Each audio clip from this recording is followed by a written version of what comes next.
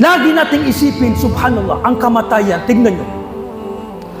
Ang tindi ng kamatayan, itong tinatawag na sakratul maut. Sakratul maut. Paghihingalo sa oras na namamatay ang isang tao. Nakakaramdam siya ng tindi, hirap, pagkahilo sa oras na siya ay naghihingalo o lilisanin na niya ang mundong ito. Ito yung sakratul maut. Pero yung gaan nito nagkakaiba batay sa ating batay sa ating mga nagawa. Batay sa ating mga nagawa.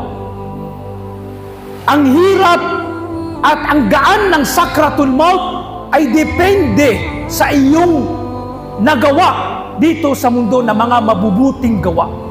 Maging ang Rasulullah sallallahu alaihi wasallam ay naranasan niya o naramdaman niya itong sakratul maut. Itong sakratul maut, paghihingalo. Itong pagkahilo, mga kahirapan na mararamdaman ng isang taong nagsasakratul maut.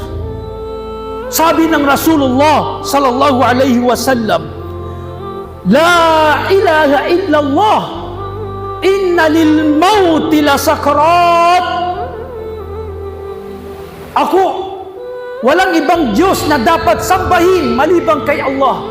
Tunay na ang kamatayan ay mayroong paghihingalo, mayroong tindi, mayroong hinagpis, mayroong pagkahilo.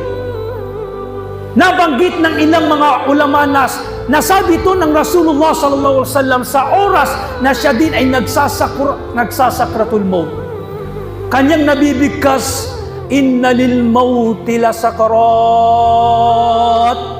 Tunay na ang kamatayan ay mayroong kahirapan, mayroong pagkahilo, mayroong hinagpis, may paghihingalo sa oras na lilisanin na ng alipin ang mundo ito. Subhanallah.